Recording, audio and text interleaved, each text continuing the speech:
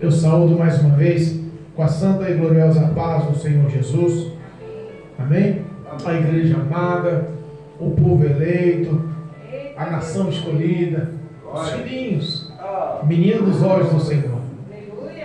Quero hoje, pela graça e misericórdia do Senhor, levar num culto de disciplina, num culto de doutrina, uma palavra dada dos céus para o meu e teu coração. Essa palavra foi inspirada no meu coração ontem, por uma conversa que tive com uma sobrinha no celular à noite. Já era tarde da noite, ela me ligou num videocâmera e conversamos, e Deus me inspirou essa palavra. Aleluia. Através da nossa conversa ontem. Eu peço a Deus que a graça do Espírito Santo alcance e ela tenha a oportunidade de ouvir essa pregação através do YouTube. Amém, igreja? O poder é dado ao Senhor. Ele pode, Ele faz. É Ele quem é, capaz de tudo e todos. E nós acreditamos que o nome de Jesus é tão grande e poderoso, que pode agir e interagir através da internet, para alcançar, libertar, transformar e salvar. Deus é poderoso, e essa palavra ela nunca é vazia, inútil e ineficaz. Ela é uma palavra viva, poderosa, vinda dos céus, do coração de Deus, para tocar na nossa mente e nosso coração. Amém? Amém. Livro de Isaías, profeta Isaías, o profeta messiânico Isaías, capítulo 40. Exaltado e bendito é o nome de Jesus. O tema: o livramento prometido ao povo de Israel. Glória a Deus. Se fosse dar um tema pessoal para essa pregação, eu daria aí um renovo prometido. Aleluia. Aos que aguardam no Senhor. Aí, seria aí o renovo dessa noite, vindo da parte de Deus para o meu e teu coração. Amém? Amém. Engrandecido é o nome do Senhor. Livro de Isaías, capítulo 40. São 31 versículos. Eu vou tentar amenizar aí a leitura, encurtar as leituras, para que não seja tão grande, mas vamos meditar nelas todas, amém? Amém. Exaltado é o nome do Senhor. Isaías, capítulo 40. Diz a palavra do Senhor: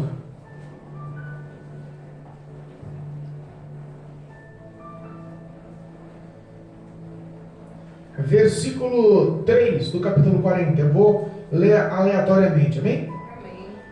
E diz a palavra: voz do que clama no deserto, preparai o caminho do Senhor, endireitai no ermo veredas a nosso Deus. Todo o vale será exaltado, e todo o monte e todo o outeiro serão abatidos, e o que está torcido se endireitará, e o que é áspero se aplanará. E a glória do Senhor se manifestará a toda a carne, juntamente verá que foi a boca do Senhor que disse isso. Voz do que clama no deserto, voz que diz, clama, e alguém disse: que hei de clamar? Toda a carne é erva, e toda a sua beleza é como a flor do campo. Seca-se a erva e cai as flores, soprando nelas o hálito do Senhor. Na verdade, o povo é erva. Seca-se a erva e caem as flores, mas a palavra do nosso Deus subsiste eternamente. Aleluia. Tu, anunciador de boas novas a Sião, sobe a um monte alto. Tu, anunciador das boas novas em Jerusalém, levanta a sua voz fortemente. Levanta, não temas, e dize à cidade de Judá: eis, aqui está o vosso Deus. E eis, versículo 10, e eis que o Senhor Jeová virá como forte, e o seu braço dominará. E eis que o seu galardão vem com ele, e o seu salário diante da tua face. Aleluia. Como o pastor endireitará o rebanho, entre os braços recolherá os cordeirinhos, e os levará no seu regaço. E as que amamentam, ele as guiará mansamente. Versículo 12: quem mediu com os punhos as águas, e tomou a medida dos céus aos palmos, e recolheu em uma medida o pó da terra, e pesou os montes e os outeiros em balança. Quem guiou o Espírito do Senhor? E que conselheiro o ensinou? Com quem tomou conselhos para que lhe desse entendimento, e lhe mostrasse as veredas do juízo, e lhes ensinasse sabedoria, e lhes fosse notório o caminho da ciência?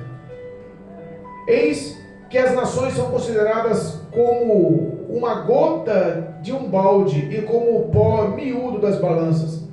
Eis que lança aí as ilhas como a uma coisa pequeníssima. Versículo 18. A quem, pois, fareis semelhante a Deus, ou a quem o comparareis? O artífice grava as imagens, e os ourives a cobre de ouro, e as cadeias de prata funde elas. O empobrecido, que não pode oferecer tanto, escolhe madeiras que não se corrompem. Artifícios sábios busca para gravar uma imagem que se não pode mover. Porventura não sabeis? Porventura não ouvis? Porventura o príncipe e vos não notificou isso mesmo? Ou quem não atentas para os fundamentos da terra? Ele é o que está assentado sobre o globo da terra, cujos moradores para ele são como gafanhotos. E ele é o que estende os céus como cortina, ele desenrola como tenda para neles habitar. O que faz voltar ao nada os príncipes e torna coisas vãs o juiz da terra. Versículo 25. A quem, pois, me farei semelhante, para que lhe seja semelhante? Diz o Senhor. Versículo 27. Por que, pois, dizes, ó Jacó, e tu falas, ó Israel? O meu caminho está encoberto ao Senhor, e o meu juízo passa de largo pelo meu Deus. Não sabeis, não ouvistes que o eterno Deus, o Senhor, o Criador dos confins da terra, nem se cansa, nem se fadiga? Não há esquadrinhação no seu entendimento. Dá vigor ao cansado e multiplica as forças do que não tem nenhum vigor. Os jovens se cansarão e se fadigarão, e os jovens certamente cairão. Mas os que esperam no Senhor renovarão as suas forças e subirão com asas como águias. Correrão e não se cansarão, caminharão e não se fadigarão. Amém? Louvado seja Deus. Irmãos, eu sei que a leitura foi um pouco extensa, mas é rica em detalhes. Eu sei que temos uma visão global de que o ser humano hoje perdeu o foco de quem é Deus. Meu Deus. O ser humano, naquela época, já tinha perdido o foco. Quem era o poderoso Deus? Eita, meu Deus. E o profeta Isaías, revelado pelo próprio Deus, ele tenta mostrar que existia esperança. Ele tenta mostrar que no meio do caos existia ainda uma promessa. Eles estavam vivendo, se olharmos aí uns capítulos atrás, o profeta Isaías estava naquela fase em que ele tinha advertido o rei Ezequias sobre a sua doença, sobre a sua morte, sobre a sua cura. Deus acrescentou mais 15 anos. Lembra dessa passagem? Amém. Entendemos que a situação do reinado não era boa. Houve rebelião entre os filhos. Houve aí já a visita dos babilônios em Jerusalém com o propósito de invadir, com o propósito de dominar. A história daquele povo naquela situação não era boa. Não era boa. Mas, como diz o tema, existe uma promessa, um livramento prometido a esse povo. Esse livramento prometido, nós possamos entender que foi uma oportunidade. Essa oportunidade ela tinha que ser anunciada. Essa oportunidade chama-se Jesus Cristo Nazareno. A vinda dele já tinha sido pronunciada, já tinha sido nomeada, já tinha sido anunciada pelo profeta Isaías, mas ele mostrou aqui uma passagem extremamente conhecida, mas que nós temos que tomar posse para as nossas vidas atuais. Aleluia. Houve aqui uma revelação, houve aqui uma pronúncia do nascimento de João o Batista. Houve aqui uma revelação dada do primo de Jesus, que ele viria primeiramente como o precursor para anunciar a vinda do Rei da Glória, o Messias, o Salvador da humanidade, para aquele que veio quebrar o vínculo de toda a malícia, toda a malignidade, toda a ostentação diabólica que dominava as mentes e os corações na face. Deus enviou Jesus, e essa promessa tinha que ser notificada pelos profetas atrás, pelos profetas do passado. E Isaías, um grande profeta, um grande homem de Deus, tomou a postura dada por Deus, ou uma orientação dada por Deus, que viria para anunciar a verdade de um caminho, de um homem que seria o libertador da humanidade. Eita Deus. Nós temos a descrição do que seria essa situação. Se a gente parar para pensar, começa aí o versículo 2 dizendo: falai a Jerusalém e bradai que a servidão acabou. Fala aí para eles que todo período de dor, toda a expiação da iniquidade, toda a prática, todo o jugo satânico que existia sobre os vossos lombos vai ter um fim. Vai ter um fim, vai haver uma situação que vocês vão olhar para trás e vão ver que valeu a pena ter se mantido na guarda, na esperança da vida do profeta, do Filho de Deus. Obrigado, meu Deus. E Deus mandou ele com incumbência anunciar que João, o Batista, o primo de Jesus, teria uma missão árdua. Mas se a gente parar para analisar essa missão árdua hoje, é uma missão focada também aos nossos olhos, às nossas vidas como os cristãos. Porque parece que muitos aí perderam a esperança. Eles viviam num tempo de idolatria, o politeísmo, o culto a vários deuses, a vários senhores. Era uma prática já normal. O povo escolhido, a nação de Jerusalém, o povo de Israel, a nação eleita, os olhos do Senhor sobre a face da terra estavam sobre eles. Mas Deus já estava vendo que a corrupção moral já tinha entrado, a corrupção psicológica já tinha entrado, a corrupção espiritual já tinha entrado. E mesmo assim, por amor, Deus vendo aquele povo que estava prestes a sofrer no reinado babilônico que viria pela própria vontade de Deus como correção para aquele povo, pela idolatria, pela iniquidade, pelo pecado, Deus, ele tenta abrir os olhos, porque nada acontece sem que Deus avise, de bom ou de ruim. Verdade, meu Deus. Aquele povo estava sofrendo com ameaças, já tinha propósitos satânicos malignos de invadir ali com o reinado poderoso do rei Nabucodonosor. Meu Deus. Aquele povo não sabia o que lhe esperava. Mas Cristo fez uma promessa: olha, eu estou fazendo essa promessa para vocês lembrar.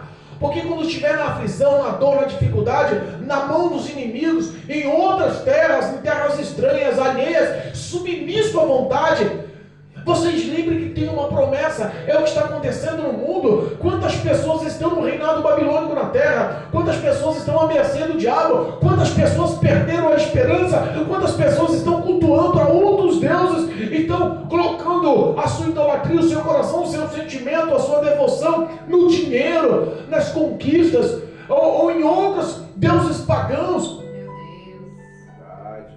Então ele faz um aviso: olha, cuidado, tem uma promessa ainda, vocês têm promessas, as promessas de salvação vêm, existe um povo na terra que está abrindo caminho para Jesus, o arrebatamento da igreja vai acontecer, não percam o foco.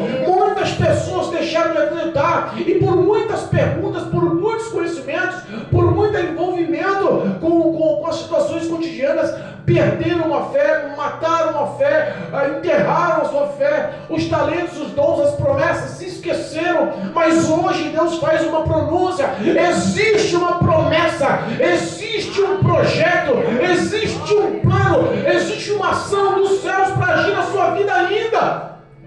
A igreja faz o papel hoje de João Batista, anunciando o reino dos céus, anunciando as boas novas.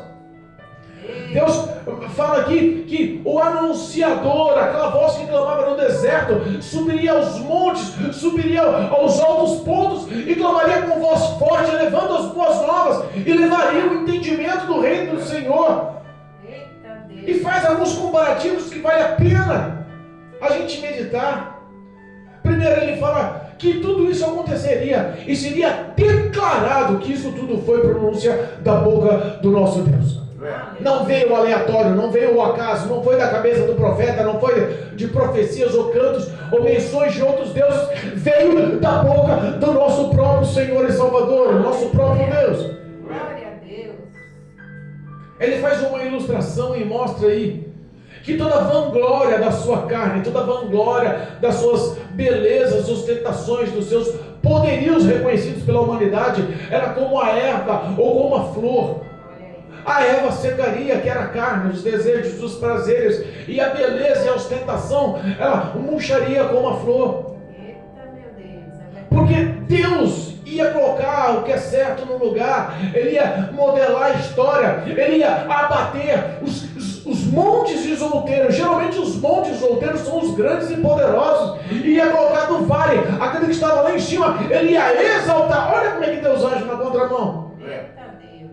A população estava intimidada, a população estava pressionada. O medo pelas aflições vindouras, pelos reinados, Medo-Persa, reinado babilônico, reinado romano. Quantas aflições sofreu esse povo, mas Deus estava falando: olha, não se preocupe, ainda tem uma promessa. Glória a Deus.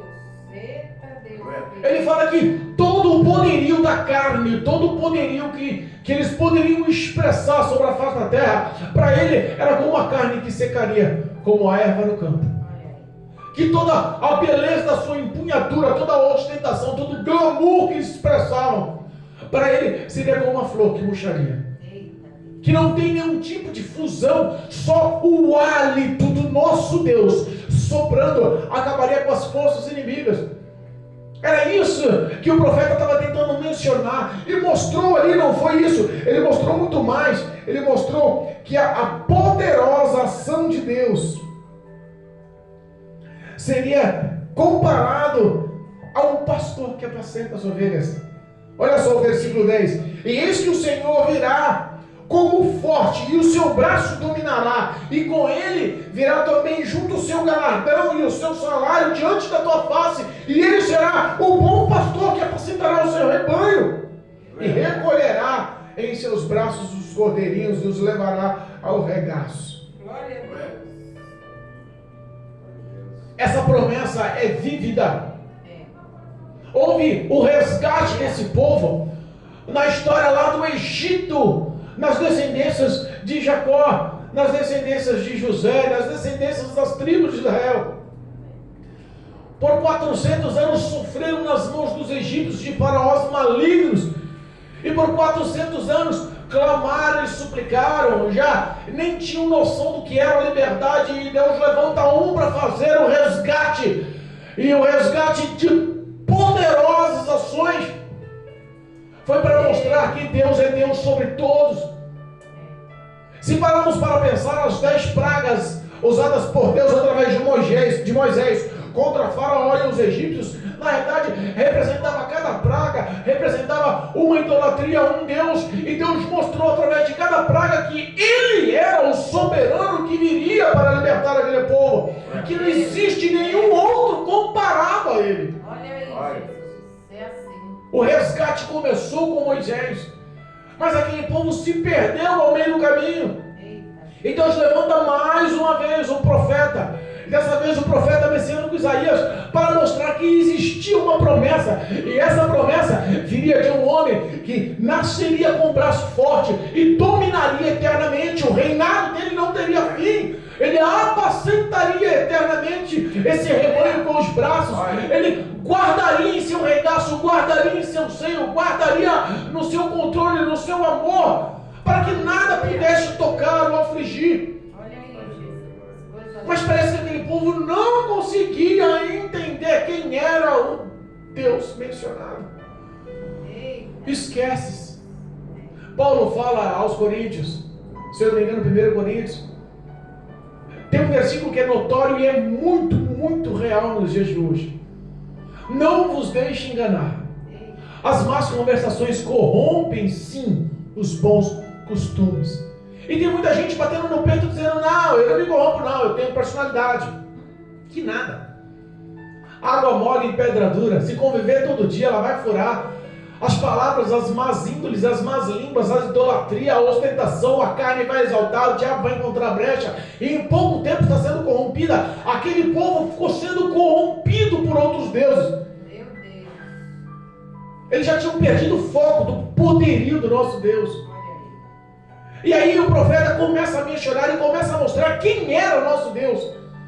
Repara que houve a expressão que viria um que levantaria a voz no deserto, viria um e abriria o caminho para o reinado de Cristo, viria um e levaria as boas novas ao povo de Judá, ao povo de Jerusalém. Mas aí, quando ele viu que o povo não estava entendendo quem era, começou a mencionar, a relatar, a detalhar quem era esse Deus.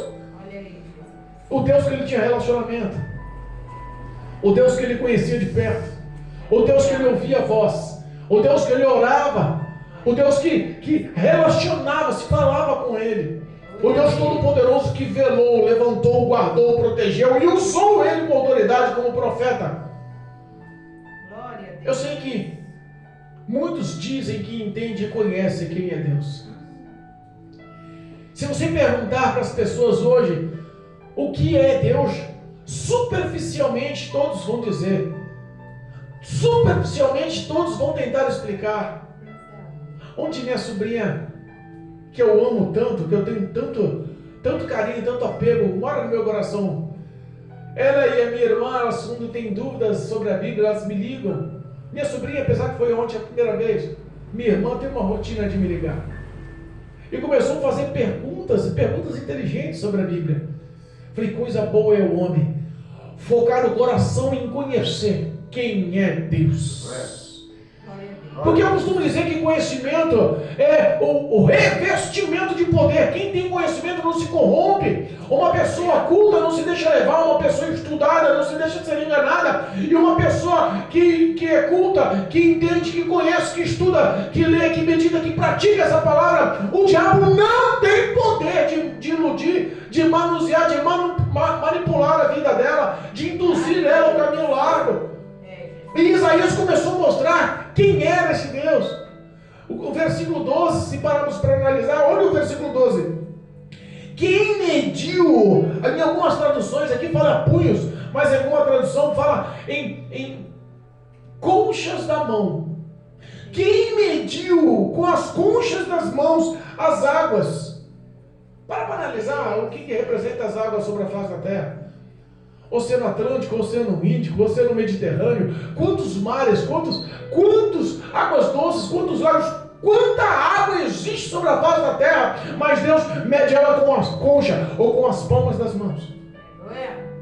São coisas e detalhes que aquele povo tinha esquecido, o Deus que serviam. Quem que tomou a medida dos céus a palmos? Se a gente fosse levar só essa frasezinha a fundo, nós teríamos noção do tamanho do nosso Deus. Imagina que os nossos olhos limitados, pequenos, finitos, enxergam o perfil do nosso horizonte aos céus. Vamos imaginar profundamente perante a ciência. A ciência mostra que todos os grandes telescópios, todas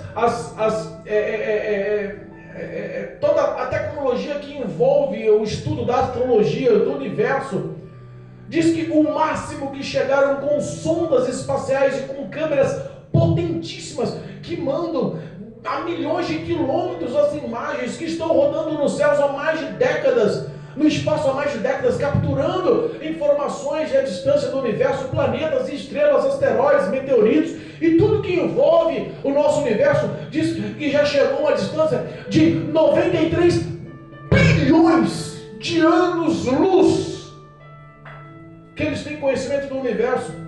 Tem noção do que representa 93 bilhões de anos-luz?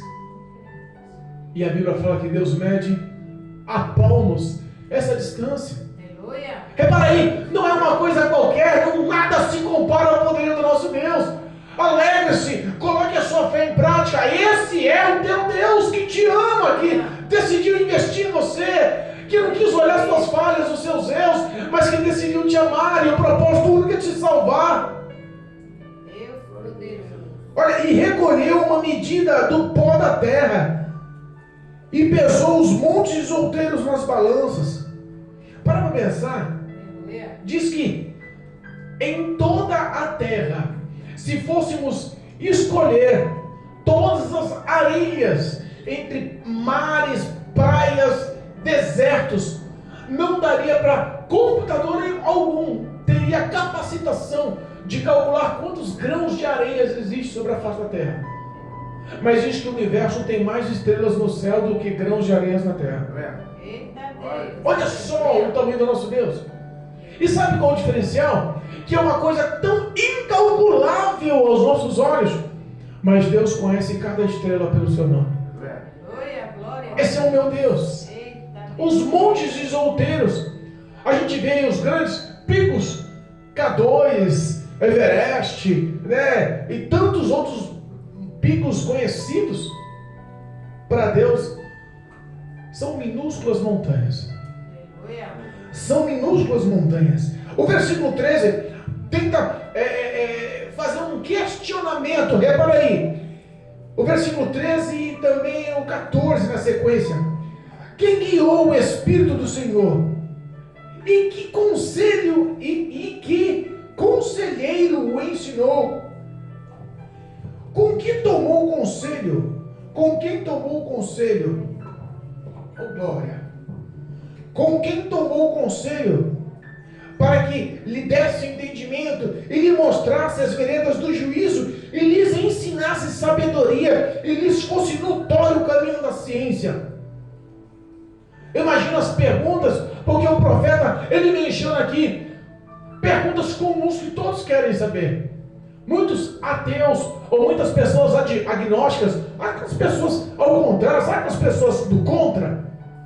Eu conheço algumas pessoas do contra que não tem nem base no que ele está falando, mas por ser do contra quer arrumar intriga, quer arrumar contenda, quer arrumar assunto em cima do assunto, texto em cima do contexto.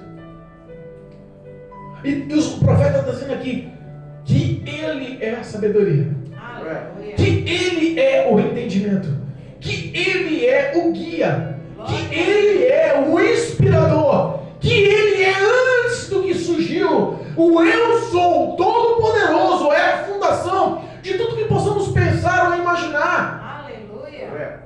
Muitos não entendem, não conhecem porque perderam a fé. Muitos pensam que Deus é só amor, como o nosso obreiro, o diácono daí pregou na última palavra, que muitos pensam que Deus resume-se em amor. Não, é só amor. A minha ação vive, a minha história vive, o meu reinado vive, a minha descendência vive, tudo baseado no amor. Se eu amar, eu estou salvo. Se eu fizer a caridade, eu estou salvo. Se eu praticar com benevolência, eu estou salvo. A realidade seria essa, porque o amor tudo supera, tudo sofre. A base do evangelho é o amor, mas para vivermos esse amor, temos que ter integridade e caráter. Aleluia. É isso que os que questionam e entendem, pensam que o resumo do nosso Deus é só isso, mas não é. É muito além. Aleluia. É muito além. Diz que, não, se a gente parar para pensar, as pessoas que contestam são justamente as pessoas que mais tentam comparar, que mais tentam assemelhar o nosso poderoso Deus com qualquer outro Deus. É ou não é? Tentam assemelhar, e ele faz aqui um comparativo. Ele faz um comparativo aqui sobre aquele que o artífice é aquele que trabalha com gravura de imagens. O ourives é aquele que cobre as imagens com ouro ou prata. Aquele que não tem condições financeiras, mas faz a sua imagem de uma madeira durável, não perecível. Mas repara que tudo é feito por mãos de homens, e todas as imagens de idolatrias não conseguem ser aptas ou capazes de ser independentes. Para ser levada de um lado para o outro, tem que ser levada pelas mãos dos homens. Não tem como se defender, não tem como falar, não tem como agir. Me perdoe os católicos, mas não há intercessão entre Deus e o homem.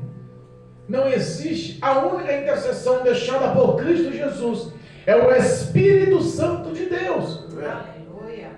O homem tem que aprender a ter relacionamento. É por isso que o coração do homem tem que ser monoteísta, cultuar, adorar somente a um Deus. Aleluia.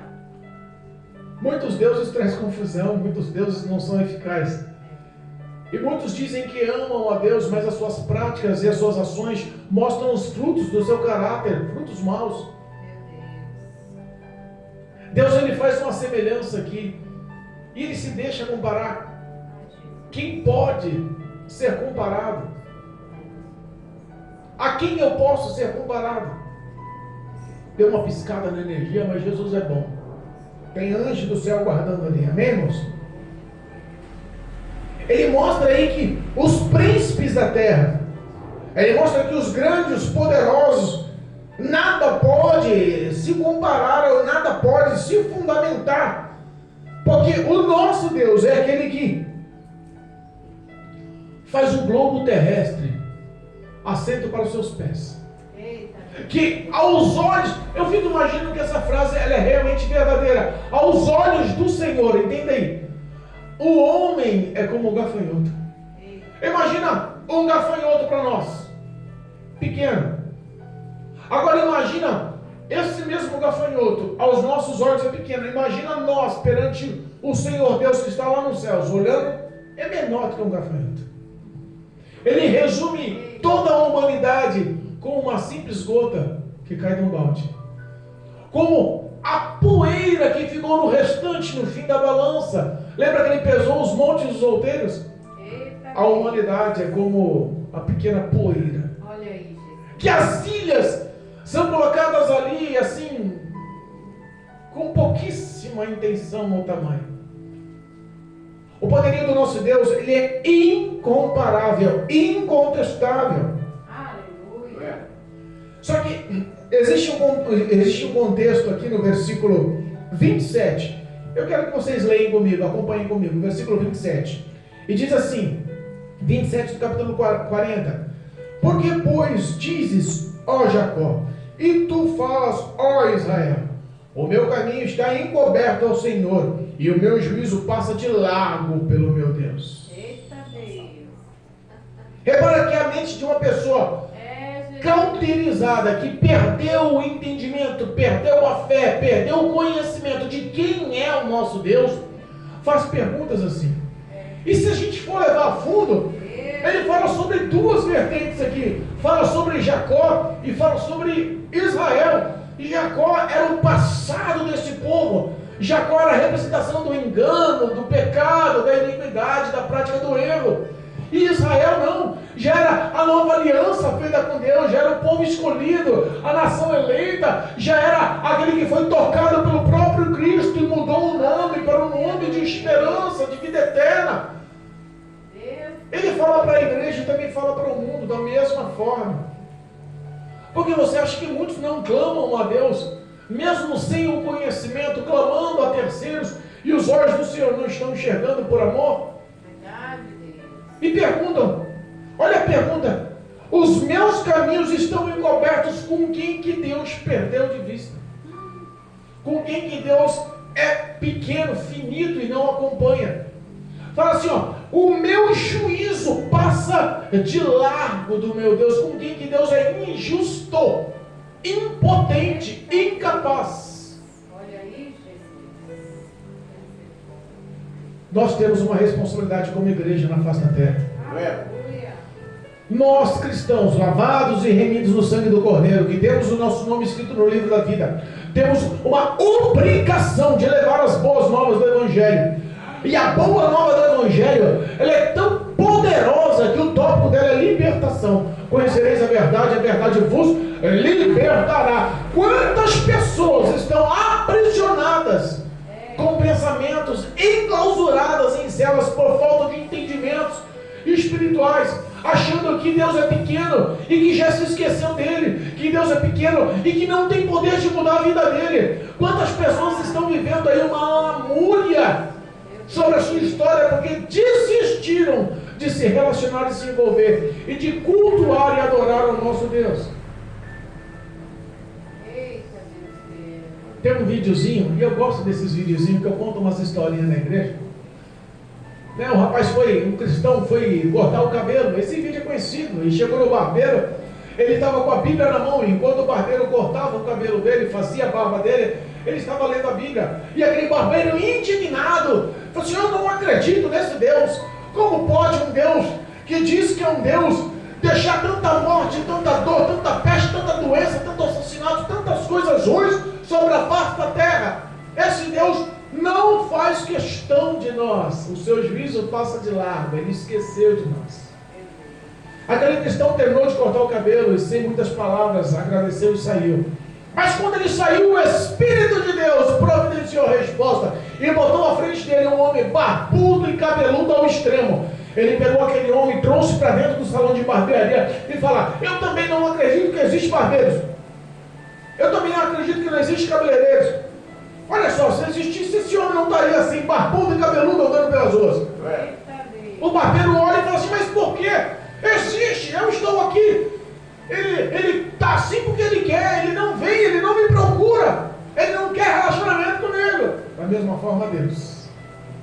O homem vive em pragas, misérias, doenças, tristezas, pecas, mortes, tribulações, maldições, porque deixaram de andar e conhecer o nosso Deus, andar lado a lado com Deus, viver na presença de Deus, ser verdadeiro com Deus, guardar os mandamentos e praticar as palavras de Deus.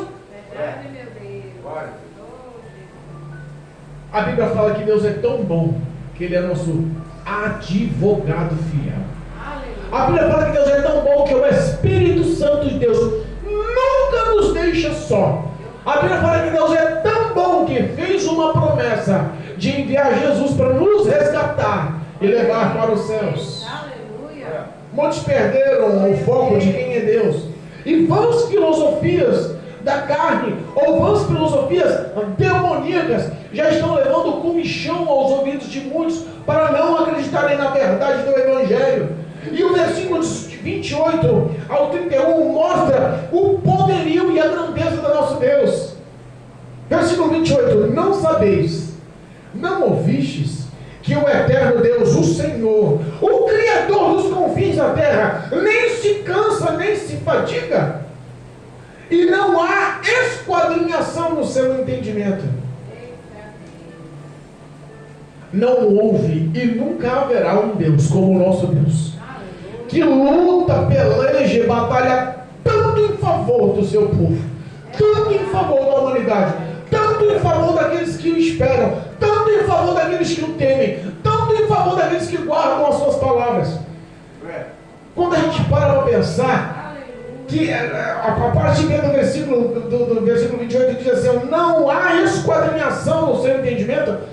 Sabe que tem coisas que cabe a nós entender e tem coisas que não cabe a nós entender.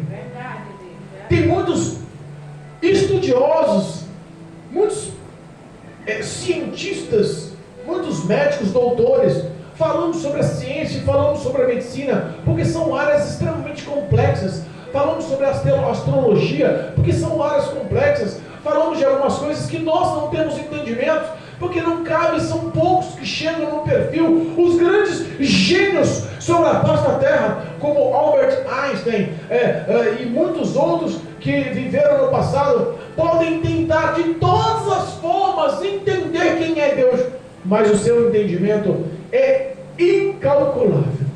A sua sabedoria, a tua ciência, o teu saber, ele é insondável. É verdade. Sabe que muitos pensam assim, né? Quando eu morrer e for salvo e chegar na presença de Deus nos céus, eu vou fazer tanta pergunta, eu quero perguntar tanta coisa. O céu é autoexplicativo. Seremos revestidos com um corpo imortal, seremos revestidos da imortalidade, estaremos na presença da glória do Senhor, não haverá noite nem dia, só a glória do Senhor iluminará. Nós entenderemos que tudo que é perecível não mais vai perecer, que nós viveremos a eternidade e que a glória do Senhor sempre será inexplicável. Glória a Deus. Aleluia. Dá vigor ao cansado e multiplica a força daqueles que não têm nenhum vigor. Deus Todo-Poderoso. Dá força aos cansados, dá vigor àquele que não tem nenhum. Sabe o que eu imagino com esse versículo? Eu imagino a vida de Jó. Será que Jó estava cansado daquelas lepras na roupa, daquelas feridas abertas, daquela humilhação, daquela cobrança, daquelas maledicências, daquelas acusações? Será que o coração dele estava como? Lembrando dos 10 filhos que morreu. Será que ele tinha saudade da vida de luxo, de prazeres que ele tinha, morando numa bela casa, sendo o homem mais rico de toda a época? Será que ele tinha... como é que estava o espírito? Como é que estava a alma? Como estavam os pensamentos? Como estava Jó?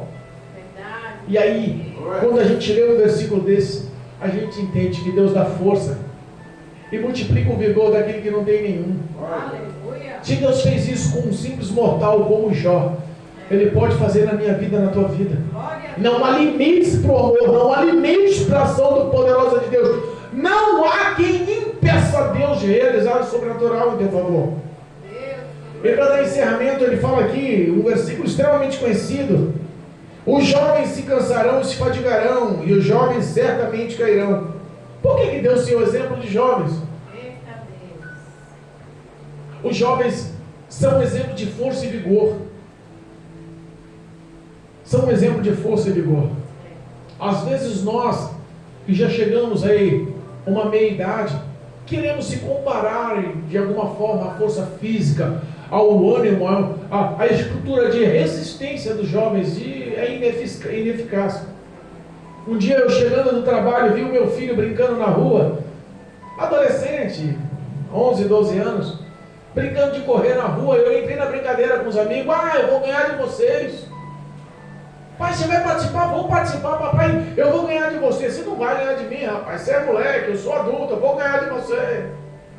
Então tá bom. E fizeram uma linha, colocou um monte de competidor e falaram: é daqui até ali, quem vai dar o sinal? Aí um gritou lá: já, na minha mente, no meu psicológico, eu estava apto e capaz para ganhar daquela molecada.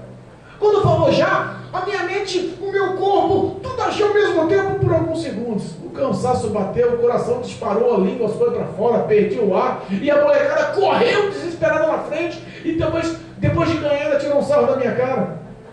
A resistência, a capacidade, é por isso que Deus mostra, olha só a inversão: os jovens se cansarão, eles se fadigarão, eles cairão. Sabe que tem outra historinha que eu quero comentar aqui. Hoje foi o dia das historinhas, geralmente eu não falo tanta, né? Eu vi uma frase que me tocou muito, me chocou muito. Eu quero que você preste muita atenção nela. Um homem, ele relatou a sua história genealógica, da sua árvore genealógica, a sua história do seu antepassado para o seu futuro. E ele falou assim: olha, o meu avô, ele andava 10 quilômetros todos os dias, para ir 10 quilômetros todos os dias para voltar do emprego para casa. Ele ia 10 quilômetros, voltava 10 quilômetros todos os dias. O meu pai andava 5 quilômetros todos os dias para ir trabalhar. 5 para ir, 5 para vir. Eu hoje já vou trabalhar com a minha BMW. O meu filho certamente vai trabalhar com a Mercedes. O meu neto certamente vai trabalhar com a Ferrari. Resumo da história: o sofrimento gera homens fortes, mas a facilidade gera homens fracos. Verdade. Muitas pessoas perderam as forças de Deus, perderam a confiança em Deus, perderam a fé em Deus, porque sente-se e analisa-se que tudo tem que ter pressa, tudo tem que ter facilidade, tudo tem que se modelar e se encaixar na vida. A geração atual é uma geração fraca na fé, frágil na fé, caída na fé, porque não aprenderam a sofrer e a pagar o preço Porque a Bíblia fala que o reino do céu será conquistado à força, que nesse mundo teremos aflição, mas parece que o evangelho atual é um evangelho de facilidades, e está gerando aí uma geração de fracos na fé. Meu Deus, é verdade. A comparação é muito intensa, mas é uma realidade que não entendemos. Nós vemos que dentro dos nossos próprios familiares, ontem eu conversando com a minha sobrinha, Deus deu um talento tão lindo para ela. Ela louva de uma forma assim intensa, uma voz maravilhosa, é um dom dado por Deus.